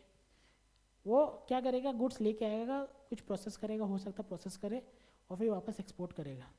गवर्नमेंट को क्या तकलीफ है कि मेरा फॉरेन करेंसी नहीं जाना चाहिए बाहर, तो इंपोर्ट आएगा, फिर एक्सपोर्ट भी तो हो जाएगा, आ जाएगा ना, नलिफाई हो जाएगा। तो गवर्नमेंट बोली कि ये जो सेफ गार्ड ड्यूटी का नाटक है ना, ये आपका एसईजेड और ईओयू के लिए एप्लीकेबल नहीं रहेगा, अनलेस हम लिख दे नोटिफिकेशन में नहीं एप्लीकेबल है, तो एप्लीकेबल है, वरना नहीं रहेगा। ठीक है, पहला बात ये। दूसरा बात ये बोल रही है कि अगर वो एसईजेड है, ईओयू किसके लिए था? एक्सपोर्ट के लिए, लेकिन डोमेस्टिक में डाल दिया तो एप्लीकेबल हो जाएगा। ठीक है सर, पूरा नहीं डाला, मतलब कि 1000 यूनिट लेके आया था एट द रेट ऑफ, सोचो ऐसे $60, सोचो 60 रुपीज़, आपको पता है एक्सचेंज रेट 60, तो 60,000 पे हमको 6,000 रुपीज़ सोचो कस्टम ड्यूटी था। ठीक है, कस्टम ड्यूटी था। तो सर अभी पता चला 1000 यूनिट में उसने 300 यूनिट डीटीए में दे दिया है, और ऐसे और एक्सपोर्ट कितना किया है? 700 यूनिट। आ रहा समझ में? तो सर मेरा जो प्रोपोर्शनेट है ना, वो 300 यूनिट पे आपका सेफ गार्ड ड्यूटी लगा देगा, मैं उसमें लग जाएगा जो आपका एक्सपोर्ट के लिए नहीं लगेगा। ठीक है, तो सर ये देखा जाए तो इस पर कोई आपका सम्स आने वाला ज़्यादा है नहीं, बस खाली थ्योरी की तरह याद रखना पड़ेगा। क्लियर है? ठीक है, डोमेस्टिक करने पे जैसी से लगे उस पर ड्यूटी लगेगा, एक्सपोर्ट करने पे नहीं लगेगा। ठीक है, ओके। सीवीडी, काउंटर वेलिंग ड्यूटी, काउंटर वेलिंग ड्यूटी, ये क्या होता है? सोचो कोई ड्यूटी, कोई वो है, क्या बोलता है आपका प्रोडक्ट है, कोई प्रोडक्ट है, चाइना बना रहा था, बनाते बनाते बनाते बनाते चाइना का 1 ईयर का कंजम्पशन है 10,000 यूनिट्स। चाइना का 1 ईयर का कंजम्पशन है 10,000 यूनिट, एक 1 ईयर में कंज्यूम करता है। लेकिन वो तो भाई उसका तो बात ही अलग है, वो सोचो 30,000 यूनिट बना लिया, अब क्या करेगा? बन गया ना 30,000 यूनिट, तो वो क्या करेगा कि सर ठीक है 10,000 रख लेते हैं, 20,000 क्या है बेचना पड़ेगा एट चीप रेट, जो मिल रहा है वही तो दे दे। हो सकता है गुड्स खराब हो जाएगा ना, ठीक है, ऐसा गुड्स बनाए जो 2 महीना 3 महीना 4 महीना 6 महीना में खराब हो जाता है। ठीक है, ऐसा कोई गुड्स है तो क्या करेगा? उसको बेचेगी चाइना, वो अपने मार्केट में बेचती, तो सोचो 100 रुपये में और आपको इंडिया में तो वो 10 रुपये में बेचने के लिए रेडी हो जाएगी। समझ में आ रहा है? और यहाँ का डोमेस्टिक सप्लायर कितना, यहाँ 100 में बिकता था चाइना में, तो हो सकता है डोमेस्टिक सप्लायर तो सोचो कितना में बिकता होगा, 120 में, 120 में बेच रहा होगा या 90 में बेच रहा होगा, जो भी हो, थोड़ा सा इसका वेरिएशन है, लेकिन वो 10 रुपये में देने के लिए रेडी है। समझ में आ रहा है आपको? चाइना 10 रुपये में देने के लिए, आप कस्टम ड्यूटी में जितना भी 10% जोड़ो वो पहुंचेगा क्या? वो 10 का पूरा 100 तक कभी नहीं पहुंचेगा। और भर भर के दे रही है एकदम।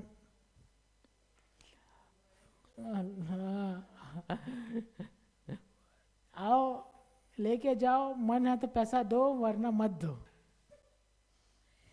समझ समझ में आ रहा है ना? तो दे रही है। तो यहाँ पे कौन सर पे बैठा हुआ है? अपना डोमेस्टिक इंडस्ट्री कैसे करे भाई? मेरा तो नहीं है इतना, बिलो कॉस्ट है पूरा। तो गवर्नमेंट को रिक्वेस्ट करिए, गवर्नमेंट क्या लेके आएगी? Counter value duty. जो ड्यूटी है कितना का, सोचो 120 में बेचती है, कितना का सीवीडी लगाएगी? 100 का, स्ट्रेट फॉरवर्ड। आप वो पूछेगी नॉर्मल प्राइस कितना है आपका, बोलेगा नॉर्मल प्राइस 120 है, और आपका सब्सिडाइज प्राइस कितना है? 10।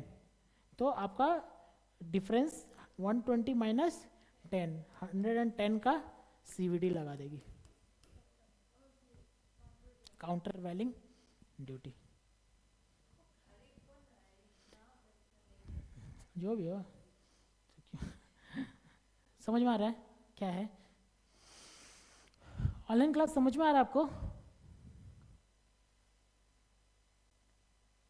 Online class okay. तो sir CVD, countervailing duty, is applicable when a foreign country gives subsidy directly और इनडायरेक्टली टू द मैन्युफैक्चरर। मतलब क्या है कि मैंने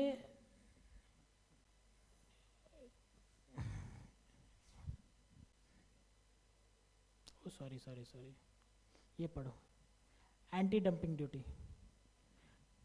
मैंने एंटी डंपिंग ड्यूटी आपको कहाँ बता दिया? सीवीडी में बता दिया, ठीक है? सॉरी,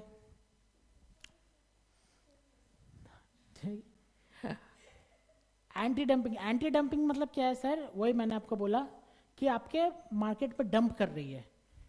कितना उसका, कितना है आपका कैपेसिटी चाइना का? 10,000, वो बना कितना ली है? 30,000, ठीक है? और कितना एक्सेस बना लिया? 20,000, बियॉन्ड कैपेसिटी, ठीक है? तो वो क्या करेगी? 20,000 कहाँ करेगी? डंप कर देगी। किसमें? इंडिया में। लेके जाओ, ठीक है? इन दैट केस गवर्नमेंट क्या लगाएगी? Anti dumping duty. गवर्नमेंट को ऐसा लगेगा डंप हो रहा है ये सारा, तो गवर्नमेंट क्या लगाएगी? Anti dumping duty. Dumping occurs when goods are exported to country, another country at price lower than the normal value. Normal value जो है उससे लोअर में आपको डंप कर रही है इतना ह्यूज क्वांटिटी में, which is unfair trade practice, ठीक है? ट्रेड प्रैक्टिस में फेयर नहीं है, and can harm international trade, और इंटरनेशनल ट्रेड को हार्म करेगी ना? To correct this, government impose anti-dumping duty to remove the unfair advantage and restore fair competition. Competition को fair करेगी. This measure is allowed under WTO, ठीक है? World trade organisation में ये भी अलाउ है, ठीक है? क्योंकि आप किसी के पास से इंडिया में गुड्स आ रहा है, आप एकदम ड्यूटी लगा दे रहे हैं स्ट्रेट फॉरवर्ड, तो कोई भी बोलेगा ना इंटरनेशनल मार्केट में क्या कर रहा है इंडिया, तो बोले ये सब फेयर है, क्योंकि आप जो कर रहे हैं वो अनफेयर है, ठीक है? And is used only to protect the domestic industry from injury caused by dumping, not to unnecessarily protect it, ठीक है? अननेसेसरी मैं डोमेस्टिक इंडस्ट्री को प्रोटेक्ट नहीं कर रहा हूँ, आपको जो इंजरी कर रहे हैं ना उसको, उससे मैं प्रोटेक्ट कर रहा हूँ। कंडीशन क्या है एंटी डंपिंग ड्यूटी लाने का? Any article is exported India less than the normal value से एकदम लेस प्राइस में दे रहा है, क्वांटम कितना लगा सकती है, आपको मैंने बता दिया था sir, normal price minus export price. जितना नॉर्मल प्राइस बिकता है उस और एक्सपोर्ट प्राइस, उससे डिफरेंस में यही तो होगा आपका, वो लगा सकती है।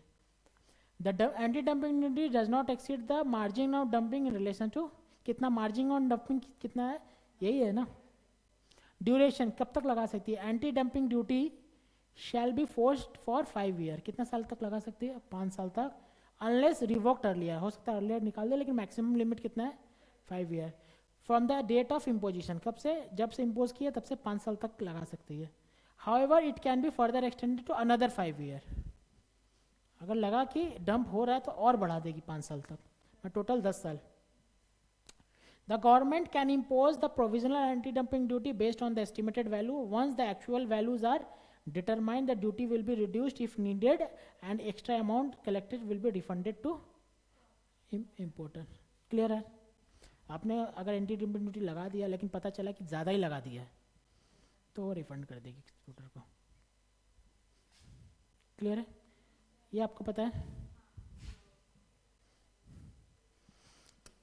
Not applicable to SEZ, SEZ में एप्लीकेबल नहीं होगा अनलेस डीटीए में दिया हुआ है तो, ठीक है। अगर डीटीए में दिया रहेगा तो एप्लीकेबल हो जाएगा, लेकिन अगर एसईजेड एक्सपोर्ट कर रहा है तो एप्लीकेबल नहीं होगा। लिवाई रेट्रोस्पेक्टिव इफेक्ट, गवर्नमेंट में impose anti dumping duty retrospective but not maximum up to 9 days before the date of notification. मतलब क्या हुआ कि सर गवर्नमेंट के पास जो खबर गया है कि डंपिंग हो रहा है, डंपिंग हो रहा है, वो बहुत बाद में गया है, ठीक है, बहुत बाद में गया है, पता चला तब तक 2 महीना से डंपिंग हो ही रहा था। तो गवर्नमेंट क्या करेगी, पिछले जाके एकदम रेट्रोस्पेक्टिवली ड्यूटी लगा देगी। इसके बाद क्या होगा, जो इम्पोर्टर गुड्स लेके चला गया होगा कस्टम ड्यूटी के पास, तो उसके पास एक लेटर जाएगा डिमांड कि गवर्नमेंट आपने जो गुड्स लेके आया था वो एंटी डंपिंग में फॉलो हो रहा है, ठीक है, एंटी डंपिंग में फॉलो हो रहा है। आपने जो पेमेंट किया था कस्टम ड्यूटी, सेस वेस अक्रम बकरम, उसमें एंटी डंपिंग नहीं था, आपके मेरे अकॉर्डिंग एंटी डंपिंग ड्यूटी आ रहा है आपका 10 लाख रुपया, आप पेमेंट करो। आ रहा समझ में? तो सर आप जब से एंटी डंपिंग ड्यूटी लगाएगी गवर्नमेंट, उसके पीछे मैक्सिमम 90 days पीछे जा सकती है गवर्नमेंट। कोई अगर मतलब कि किस्मत अच्छा होगा तो वो पहले 92 days में लगाया होगा तो बच जाएगा कि आप नहीं लगा सकते क्योंकि 90 days पहले हैं, ठीक है। तो मैक्सिमम बिफोर कितना जा सकती है, 90 days from the date of notification. Example देखो, a commodity imported into India from a country, following particles are available, accessible value कितना है, basic custom duty 12,62,000, 12,62,500 is the accessible value, ठीक है। imported quantity कितना है, 500 kg, basic custom duty 10%, IGST 10%, ठीक है। As per the notification anti dumping duty will be equal to कितना, equal to है, equal to difference between cost of the commodity, calculated cost कितना है, $50 और एक्सचेंज रेट कितना है 70, and the landed value of the imported goods. मतलब landed value निकालेंगे, landed value कितना है मेरा 12,62,000 plus 10% CVD, sorry custom duty, SWS, landed cost आ गया ये आपका 14,75,000। अब क्या बोला, एंटी डंपिंग ड्यूटी निकालेंगे। एंटी डंपिंग ड्यूटी में रेट क्या है 50, कितना क्वांटिटी लाया 500 kg, और ये हो जाओ 50 × 25,000 का, और रेट कितना है 70, तो आपका मार्केट वैल्यू क्या आ जाएगा 17,50,000। तो मतलब 17,50,000 का गुड्स आप कहाँ कितना में बेच लेके आ रहे थे, ठीक है। एक तो डिफरेंस आपका मार्जिन ऑफ डंपिंग कितना हो जाएगा 3,48,000, ये टोटल आपका वैल्यूएशन आएगा एज टू लिवाई IGST, और फिर आपके ऊपर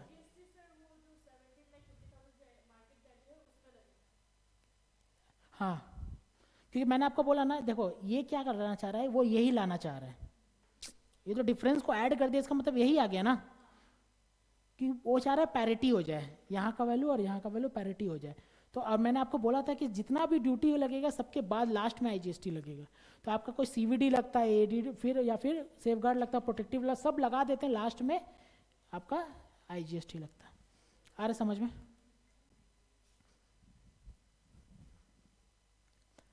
If importer proves that the anti-dumping duty paid more than the actual dumping margin, the government will reduce the duty and refund the excess amount. समझ में आ रहा है? तो मतलब कि सर गवर्नमेंट को अगर इंपोर्टर उसको प्रूफ करना पड़ेगा कि सर आप जो ये ले रहे हैं ना, ये रेट, यही रेट पे तो कहानी है ना सारा, 50 रुपीज़, $50, इसी पे तो कहानी है ना, इस पे रेट लगा ना, ये आपका रेट नहीं है, गलत रेट है। अब मैं जो यूएस से ला रहा हूँ ना गुड्स, या चाइना से ला रहा हूँ, कहीं से ला रहा हूँ, वहाँ $50 में नहीं मिलता, वहाँ पे $47 पे मिलता है। ये आपको प्रूफ करना पड़ेगा, ठीक है? तब जाके क्या होगा, $47 हो तो ये कम हो जाएगा, तो आपका एंटी डंपिंग ड्यूटी कम हो जाएगा और आईजीएसटी भी कम हो जाएगा। लेकिन ये किसको प्रूफ करना पड़ेगा? इंपोर्टर को। क्लियर है? एंटी डंपिंग ड्यूटी सम्स आएगा, एंटी डंपिंग ड्यूटी पे हम लोग अभी कम करेंगे सम्स। दूसरा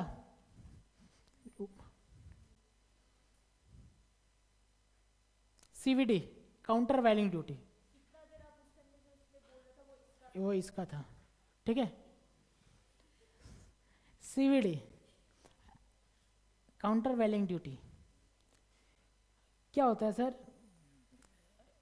इंडिया में गुड्स इंपोर्ट हो रहा है, लेकिन इंपोर्ट का वैल्यू कम आ रहा है। क्यों आ रहा है? क्योंकि जो कंट्री से गुड्स इंपोर्ट हो रहा है ना, वो उस कंट्री का जो गवर्नमेंट है उसको भर भर के सब्सिडी दे रहा है। हम लोग का इंडिया में वो गुड्स बनता है 100 रुपीज़ में, ठीक है? 100 रुपीज़ में। यूएस में भी बनता है, सोचो 100 रुपीज़ में, ठीक है? लेकिन यूएस गवर्नमेंट क्या कर रही है ना, उसको वो जो गुड्स को इंडिया में भेजने के लिए सब्सिडी लगा दे रही है, उसको सब्सिडी दे रही है। सब्सिडी क्या होता है? सब्सिडी होता है मतलब बेनिफिट, एक्सपोर्टर को दे रही है। मतलब आप लोग पिज़्ज़ा खाते हैं डोमिनोज में? हाँ, पिज़्ज़ा खाते हैं, उसमें कूपन आता है ना, तो कूपन क्या है? It is type of cashback. Cashback हो सकता है या आपका प्रोमो कोड हो सकता है। तो it is type of subsidy given by Domino's to you. क्यों? कि ज़्यादा आप खर्चा खाओ और खाए। तो सर गवर्नमेंट क्या चाहती है इसके रिस्पेक्ट में कि सर एक्सपोर्टिंग कंट्री का गवर्नमेंट, वो जो एक्सपोर्टर है ना उसको भर भर के सब्सिडी दे रही है कि खूब भेजो बाहर में और एकदम कम प्राइस में भेजो। तुम्हारा खर्चा कितना हो रहा है? सर 100 रुपया हो रहा है, मैं तुमको 70 रुपया दे रहा हूँ, तुम 30 रुपये में भेजो। क्या समझ में आ रहा है? मैं 70 रुपया दे रहा हूँ, कौन दे रहा है? गवर्नमेंट। आपका खर्चा लग रहा था ना, कॉस्ट लग रहा था ना 100 रुपया, हाँ मैं 70 रुपया दे रहा हूँ ना, तो अब आपका कॉस्ट कितना लग रहा है? सर 30 रुपया, भेजो 30 रुपया में, ठीक है? और बेचार क्या, हाँ वो जो इंपोर्ट कर रहा है वो हाँ, जैसे कि यूएस में है ट्रम्प भैया दे रहे हैं सब्सिडी 70 रुपीज़ कि ले लो, और इंडिया में खूब इसको 130 में बेचो, और यहाँ का आदमी को तो गवर्नमेंट सब्सिडी दे नहीं रही है। केस समझ में आ रहा है ना क्या प्रॉब्लम आ रहा है? केस समझ, तब क्या कर रहेगा यहाँ, तो पता चला कि यहाँ का डोमेस्टिक इंडस्ट्री को पता चला कि ये सब कहानी है, तो किसके पास जाएगी? गवर्नमेंट के पास। गवर्नमेंट क्या करेगी? उस पर सीवीडी लगा देगी, countervailing duty, to counter the subsidy,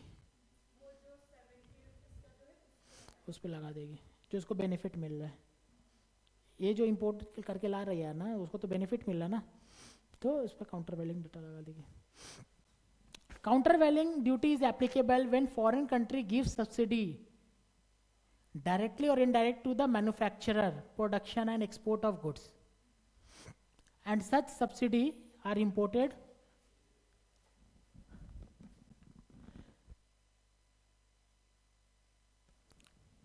and such subsidized goods are imported into India either directly or indirectly in the same condition even after some changes in form. वो goods को India में लेके आ रहा है, directly ला रहा है, हो सकता है इनडायरेक्टली ला रहा है.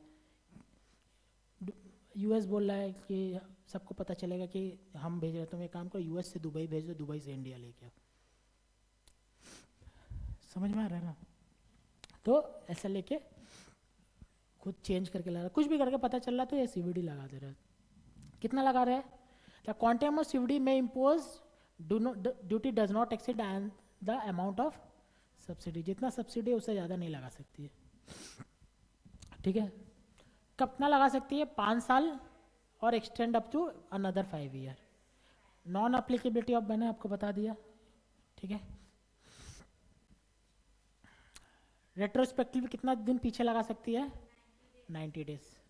ठीक है, तो sir normal price example, normal price of the steel exporting country, normal exporting country का नॉर्मल प्राइस कितना है? 100 rupees per unit. Due to the subsidy given by that country export sell at 80 rupees per unit.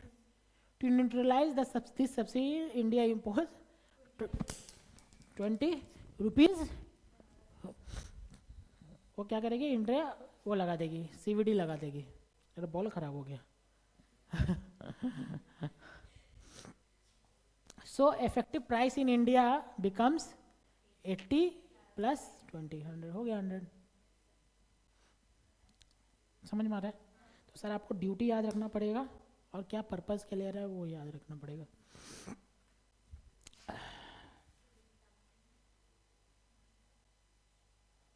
ये तो हो गया. देखो difference देख लो, मैंने जानबूझ के अभी टेबल बनाया था सो दैट आपको थोड़ा डिफरेंस पता चलेगा. पर्पस क्या है? To protect domestic safe, to protect from sudden increase in import. ठीक है, to neutralize the subsidy given by the exporting country और to prevent the unfair practice, मतलब डंपिंग करना. आ रहा समझ में? Reason general protection of local industry, mass import cause industry exporting country giving subsidy, good exported at very lower price than normal price. Condition कब होगा? सब टैरिफ कमीशन रिकमेंड करेगा कि भाई सेफगार्ड ड्यूटी लगाना है, कि सॉरी प्रोटेक्टिव ड्यूटी लगाना है. यहाँ पे क्या इंडियन सप्लायर एप्लीकेशन करेगा किसको? Tariff commission. यहाँ पे इंडियन सप्लाई एप्लीकेशन करेगा किसको? गवर्नमेंट को. यहाँ पे भी सेंट्रल गवर्नमेंट को. क्वांटम ऑफ ड्यूटी, जितना गवर्नमेंट को लगेगा उतना ड्यूटी लगा देगा. इसमें भी जितना गवर्नमेंट को लगेगा उतना ड्यूटी लगा देगा.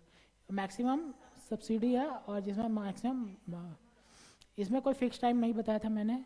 इसमें provisionally 200 days 4 year up to 6, हाँ एक्सटेंडेबल टू फर्दर 6 ईयर ऐसे बताओ, तो एक्सटेंडेबल अप टू 10 ईयर्स. ठीक है, इसमें 5 ईयर पर additional 5 years, 5 + 5 10 years, 5 + 5 10 years. Retrospective यहाँ पे कोई एप्लीकेबिलिटी नहीं है, यहाँ पे नहीं है, या मैक्स क्लियर है. रिव्यू हो गया घुमा के पूरा. फिर in general no duties payable on export, however government में impose duty on certain goods. Export duty पे कोई नहीं लगता, लेकिन ठीक है गवर्नमेंट लगा सकती है. ऑनलाइन क्लास क्लियर है ये वाला? ड्यूटीज कस्टम कैसे लग रहा है आपको?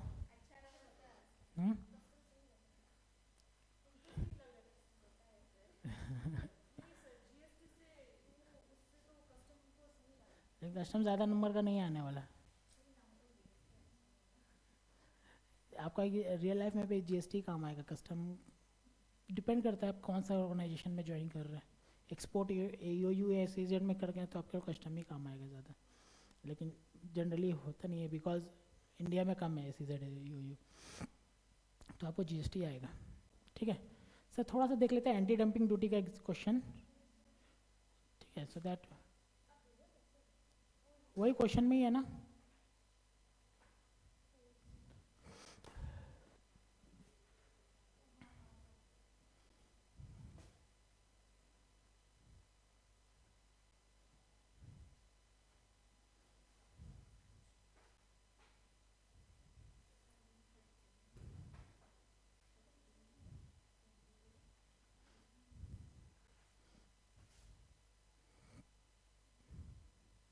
कल क्लास नहीं करूँगा, ठीक है?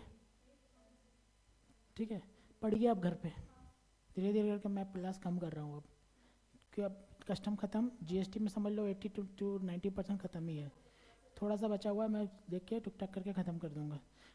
मैंने जितना पढ़ाया था, आप पढ़ाया है आपको जीएसटी, या मैंने जितना पढ़ाया आपका कस्टम, मोर लेस आप अगर घर पर पढ़ेंगे तो मोटा मोटी सब खत्म ही है, ठीक है? और ज़्यादा पढ़ के फ़ायदा भी नहीं, because there are income tax act also जो आपको पढ़ना है। तो आई रिक्वेस्ट एवरी वन कि घर पे पढ़ाई स्टार्ट कर लो, ठीक है? अब कितना, आज कितना तारीख है? मार्च ख़त्म हो गया है, समझ ख़त्म हो ही गया है, ठीक है? तो हो गया, भगवान श्री राम का नाम लेंगे, ख़त्म करो और एग्ज़ाम दे के आओ तो पेन डाउन, ठीक है?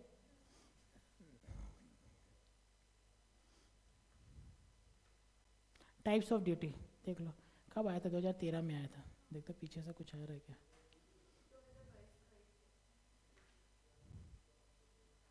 देख यहाँ पे देखो, नीचे से ही जा रहा हूँ, ठीक है? Indian company located at Chennai air imported, Chennai imported a commodity, USA is covered under notification 9A of the custom tariff relevant particular, ठीक है? CIF है, model quantity 910 kg, exchange rate 270,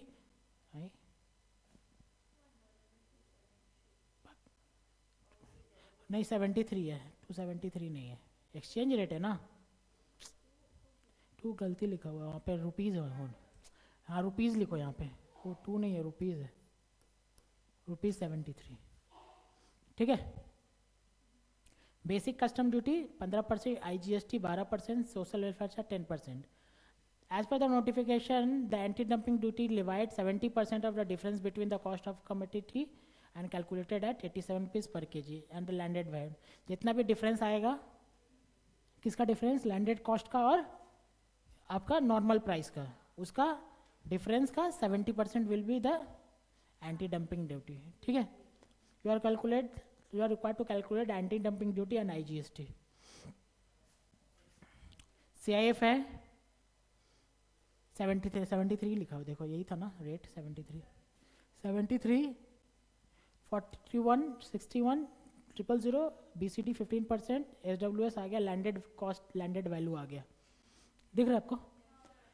फिर आप नॉर्मल प्राइस निकालना है, रेट पर केजी गिवन है $87, quantity given है 910, और नोटिफाइड रेट भी गिवन है, नोटिफाइड USD कितना हो जाएगा वैल्यू? 79 170, INR में करेंगे 57 79, तो नोटिफाइड रेट कितना है आपका? 57, लैंडेड वैल्यू 48, डिफरेंस 9,31,000, और एंटी डंपिंग ड्यूटी कितना आया उसका? बोला था 70%,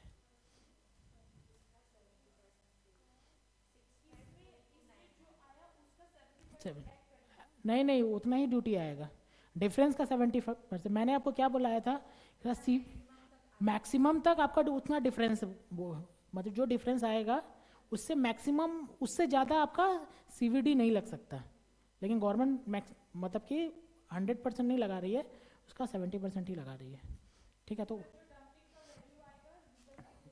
वो लास्ट में उसके ऊपर IGST लगाना पड़ेगा, क्लियर है? तो सर आपका डिफरेंस में भी वो आपको बोल दिया कि 70% दिया, तो आपको वो लगाना पड़ेगा, कुछ नहीं बोल रहा तो डिफरेंस लगा देते, क्लियर है?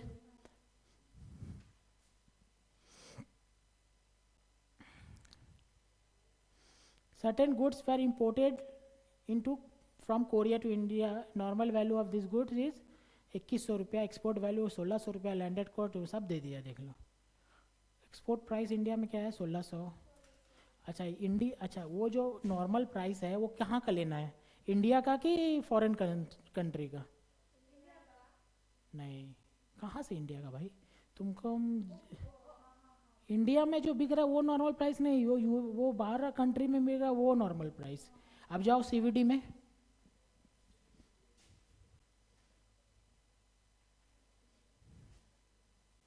CVD में जाओ,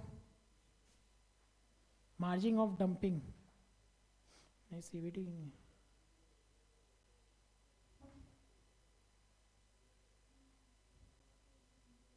हाँ यहाँ पे लिख दो नॉर्मल वैल्यू ऐसा इसको काट दीजिए, इसको काट के लिखिए normal selling price, normal selling price of exporting country. आ रहा समझ में? Normal selling price of exporting country, exporting country में जो सेलिंग प्राइस है उसको वो लेना है, ठीक है। तो सर मेरा जो आ रहा था इतना देर, ये वाला देखो, ये क्या आ रहा था सर, ये डॉलर एक्सपोर्टिंग कंट्री का था, मैंने इसको एक्सचेंज रेट कर दिया, मार्केट वैल्यू आया है वो किस कहाँ का आया है, इंडिया का आया कि एक्सपोर्टिंग कंट्री का आया है? एक्सपोर्टिंग कंट्री, क्योंकि मैंने रेट तो एक्सपोर्टिंग कंट्री का लिया था, ठीक है। ओके तो सर फेयर प्लेइंग, ठीक है, normal value of goods, fair selling price of the product in India 2200, जो आपका normal value of goods in Korea होगा, ठीक है। 1900 आपका, ओहो ये उल्टा लिख दिया क्या मैंने, इन इंडिया होगा, आपका उसमें क्या दिया हुआ है बुक में, बुक है क्या, दिखाइए।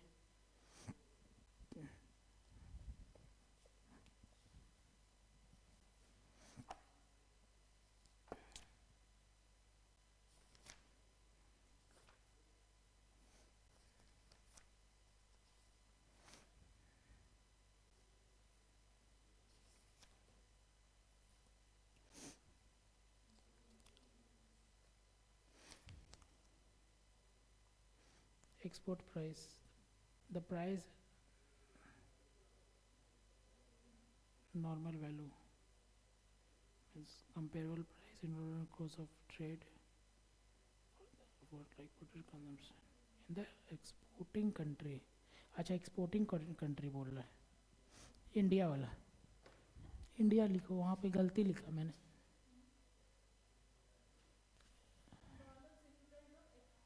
एक्सपोर्टिंग कंट्री बोल रहा है, एक्सपोर्टिंग कंट्री,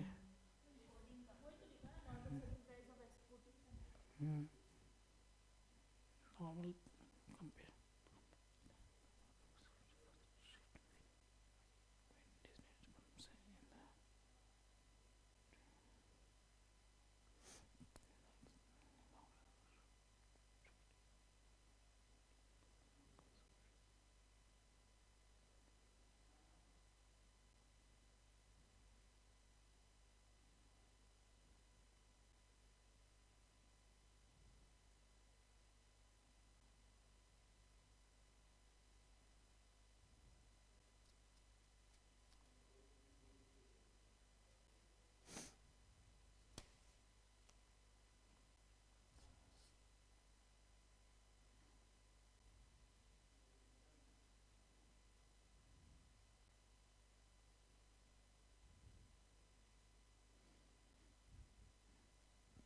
एक्सपोर्टिंग कंट्री, ये एक्सपोर्टिंग कंट्री मतलब क्या है, बाहर से लेके आए, ये वाला आपका गलत, यहाँ वहाँ पे आपका सम्स गलत दिया हुआ है, इन इंडिया, ये वाला होगा 22, कोरिया,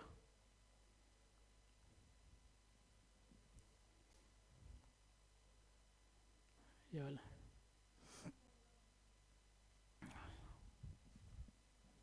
ये लेना है 2100, और यहाँ पे 200 dumping, in the exporting country बोला है आपके बुक में,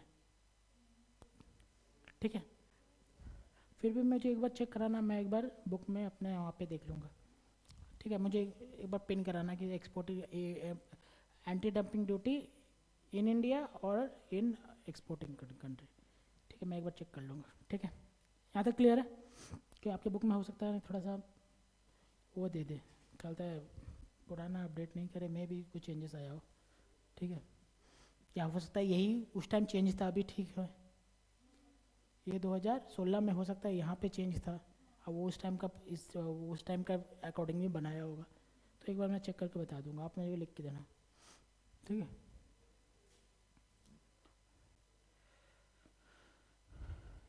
लास्ट क्वेश्चन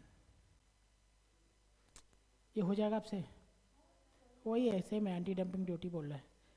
ये एंटी डंपिंग ड्यूटी ये माइनस ये लेस करके ही आ जाएगा, ठीक है। कस्टम ड्यूटी कस्टम है, प्रैक्टिस करो भाई। ऑनलाइन क्लास घर पे प्रैक्टिस कीजिए, क्लासेस अब मैं थोड़ा कम कर दूंगा, ठीक है। सैटरडे तो अब नहीं होगा क्लास, ठीक है। और अगर देखा जाए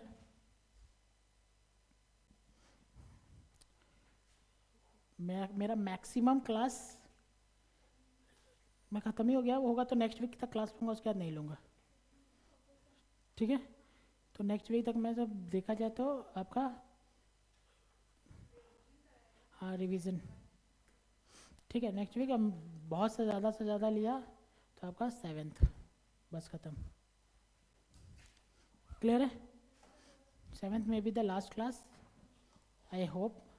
घर पे पढ़िए, ठीक है। मोस्ट ऑफ आपको सब आ ही गया है, मैंने करवा ही दिया है, ठीक है। और इससे ज़्यादा मैंने जितना करवा ही दिया, सो मे भी 50 मार्क्स का अगर नहीं भी करवाया होगा तो कितना नहीं भी तो आपका 40 मार्क्स का तो हो ही गया है, ठीक है। जो भी हो, फिर आप इनकम टैक्स से कवर करें तो मुझे पता है एग्जामेशन हो जाएगा अगर आप कर रहे होंगे तो घर पे।